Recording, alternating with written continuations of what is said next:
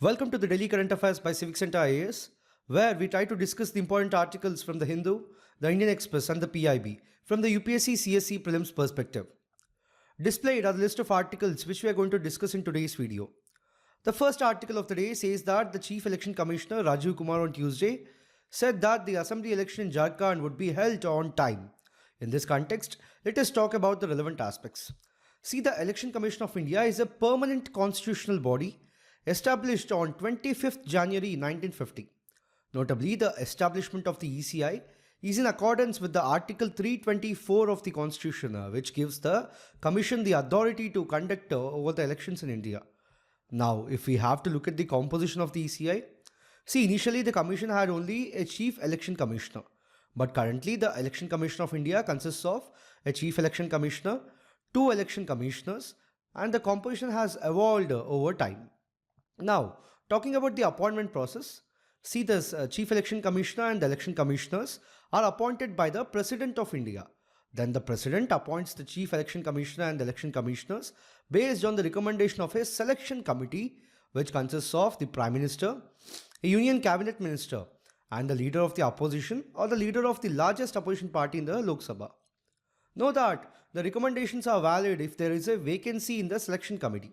Furthermore, a search committee headed by the Cabinet Secretary proposes a list of eligible candidates to the selection committee. Significantly, eligibility includes the candidates who hold or have held the post equivalent to that of a secretary to the central government. Then, what about the powers and responsibilities? See, the Election Commission of India has superintendence, direction, and control over the elections to the Parliament and state legislatures, and the elections to the offices of the President and the Vice President of India. Furthermore, the Chief Election Commissioner and the Election Commissioners serve for 6 years or until they reach the age of 65 years, whichever is earlier. Notably, the salary and the service conditions of the Chief Election Commissioner and Election Commissioners are equivalent to that of the Cabinet Secretary. But previously, under the 1991 Act, their salary was equivalent to the Supreme Court judge. The next article says that India said that a UN summit document for the first time containing a detailed paragraph on the Security Council reform is a good beginning, and New Delhi looks forward eventually to the beginning of the text-based negotiations in a fixed time frame to reform the 15-nation body. In this context, let us talk about the United Nations Security Council. See, the United Nations Security Council is one of the 5 principal organs of the United Nations responsible for maintaining international peace and security. Know that the United Nations Security Council resolutions are binding on all the member states. Established on January 17th of 1946, the UNSC includes 5 permanent members who are the United States, the Russian Federation, the United Kingdom, China, and France, who hold a veto power, and 10 elected non-permanent members elected for 2-year terms by the General Assembly. Furthermore, in situations that may cause a threat to the peace and security, the United Nations Security Council first action is to recommend the parties involved try to reach an agreement by peaceful means. Notably, the Council may issue ceasefire directives, deploy peacekeeping forces, or take other measures such as imposing economic sanctions, trade embargoes, or authorizing military action.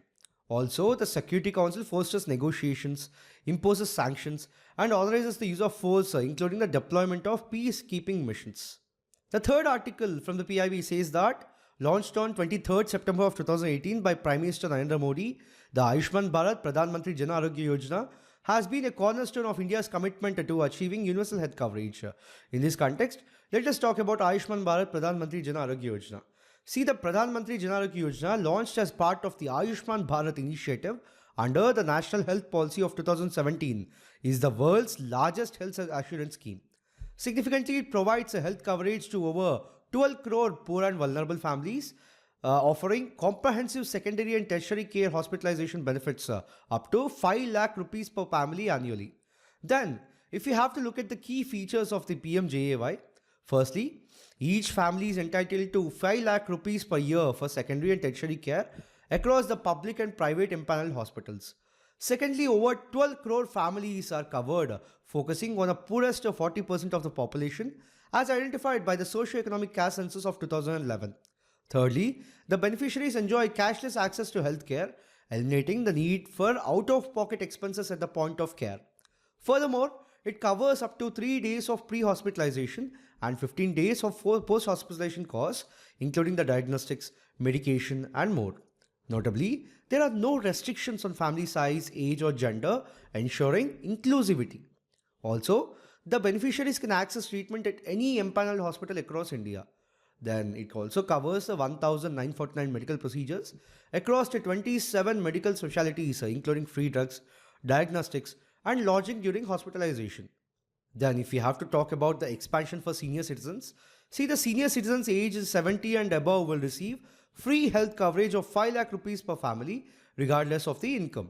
Notably, these already part of the PMJAY will receive an additional 5 lakh rupee top up for exclusive use. Furthermore, the seniors covered under the other public health schemes can choose to continue with their current scheme or opt for PMJAY. Know that the scheme operates in 33 states and union territories, excluding Delhi, West Bengal, and Odisha, making healthcare accessible to nation's undeserved populations.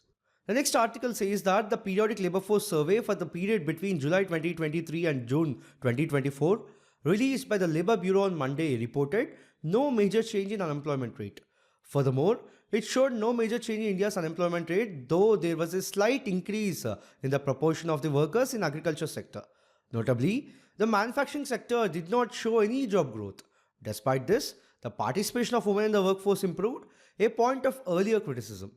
In this context, let us talk about the key highlights of the report. Firstly, with respect to the labor force participation rate in rural areas, it increased from 50.7% in 2017-18 to 63.7% in 2023-24, whereas in the urban areas, it increased from 47.6% to 52% in the same period. The male labor force participation rate increased from 75.8% in 2017-18 to 78.8% in 2023-24. Contrastingly, female labor force participation rate jumped from 23.3% to 41.7%. Then talking about the unemployment rate, in rural areas decreased from 5.3% in 2017-18 to 2.5% in 2023-24, whereas in urban areas, it decreased from 7.7% to 5.1%. Note that the male unemployment rate dropped from 6.1% to 3.2%, whereas the female unemployment rate reduced from 5.6% to 3.2%. So overall, the unemployment rate remained at 3.2%, similar to that of the previous year. If we look at some of the concerns, firstly, increased participation in agriculture points to a rise in unpaid family labor, counted as employment, but seen as a negative trend by experts. And secondly, the share of manufacturing in employment remains low at 11.4%, down from 12.8% in 2012, which indicates a lack of growth in the manufacturing sector. The next article says that the Supreme Court Collegium on Tuesday recommended appointment of Justice Narendra G, currently serving as a judge of the Andhra Pradesh High Court, as the Chief Justice of the High Court of Uttarakhand.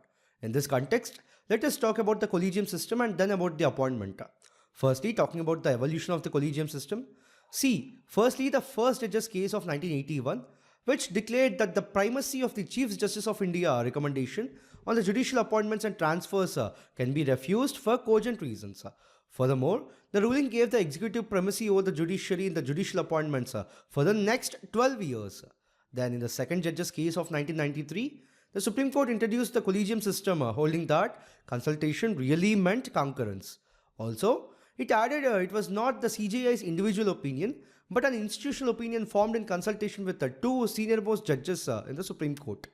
Then, in the third judge's case of 1998, the Supreme Court on President's reference expanded the Collegium to a 5-member body comprising the Chief Justice of India and 4 of his senior-most colleagues, for example, the transfer of the HC judges. Then, with respect to the appointment of the HC judges, see, Article 217 of the Constitution states that the judge of a High Court shall be appointed by the President in consultation with the Chief Justice of India and the Governor of the state. Furthermore, in case of the appointment of a judge other than the Chief Justice of High Court is consulted. Know that the High Court judges are recommended by a collegium comprising of the Chief Justice of India and 2 senior-most judges. The proposal, however, is initiated by the Chief Justice of the High Court concerned in the consultation with the 2 senior-most colleagues. Then the recommendation is sent to the Chief Minister, who advises the government to send the proposal to the Union Law Minister. Significantly, the Chief Justice of the High Court is appointed as per the policy of having Chief Justices from outside the respective states. The next article says that the External Affairs Minister S. Jaishankar met with his Bangladesh counterpart on Monday evening and discussed bilateral ties between the two countries on the sidelines of the 79th session of the United Nations General Assembly in New York. In this context, let us talk about the United Nations General Assembly. See, the United Nations General Assembly, established in 1945 under the Charter of the United Nations, is the main deliberative, policy-making and representative organ of the United Nations. Know that it serves as a forum for multilateral discussions on a wide range of international issues covered by the UN Charter, involving 193 member states, each with one equal vote. If you have to look at the key functions of the United Nations General Assembly, firstly, with respect to policy making, it provides a platform for discussion and adoption of resolutions on international issues. Then it plays a central role in standard setting and the codification of the international law. Secondly, with respect to the key decision making, it appoints the UN Secretary General based on the recommendations from the Security Council. Then it elects the non-permanent members of the Security Council. And lastly, it approves the Union budget. What about the voting procedures then? See, there would be one vote per member state. Significantly, important decisions like the peace and security, budgetary questions require a two-thirds majority, whereas other issues are decided by a simple majority. Notably, many resolutions are adopted by the consensus following informal consultations among the member states. The last article of the day says that, observing that the CAG plays a key role in ensuring transparency and accountability in the public finance, President Draupadi Murmu said on Tuesday that the office of the CAG has lived up to the expectations of the constitution makers. In this context, let us talk about the aspects related to CAG. See, Article 148 talks about the appointment, removal and conditions of service of the Comptroller and Auditor-General of India, in short called the CAG. See, he is appointed by the President of India via a warrant under his hand and seal. Know that CAG can only be removed in the same manner and on the same grounds as a Supreme Court judge. Notably, before assuming office, the CAG must take an oath of office in the form of set out in the third schedule, either in the presence of the President or designated official. Now, talking about its salary and the service conditions, see, the salary and the conditions of service are determined by the Parliament and are specified in the second schedule until amended. Also, the salary terms cannot be altered to the CAG's disadvantage after appointment. Significantly, the CAG is not eligible for any further office under the Government of India or any state government after retirement. Then, talking about his administrative powers, see, the conditions of service of personnel in the Indian Audit and Accounts Department are prescribed by the rules made by the President in consultation with the CAG. Furthermore, the CAG's office expenses, including the salaries and pensions, are charged to the Consolidated Fund of India. Next, Article 149 deals with the duties and powers of the CAG. See, the CAG performs duties and exercises powers relating to the accounts of the Union, states and other authorities or bodies as prescribed by the Parliament. Then until the Parliament makes laws to define these duties and powers, the CAG retains the duties and powers of the Auditor-General of India as exercised prior to the commencement of the Constitution. Next, Article 150 deals with the form of accounts of the Union and the states. So, the accounts of the Union and the states are maintained in the format prescribed by the President based on the advice of the CAG. The next article of 151 deals with the audit reports. See, the CAG's audit reports concerning Union accounts are submitted to the President, who presents them to both houses of Parliament.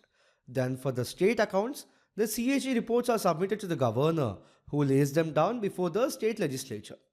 Lastly, the Article 279 with respect to the calculations of net proceeds. See, the term net proceeds refers to the proceeds of any tax or duty reduced by the cost of collection. So, the CAG certifies the net proceeds of any tax or duty and the certificate is final. Notably, a law made by the Parliament or an order of the President can outline procedures for calculating net proceeds and handling financial adjustments between the financial years, especially when proceeds are assigned to the states.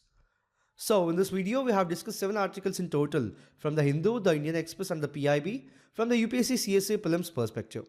We'll be back again with another video tomorrow. Thank you.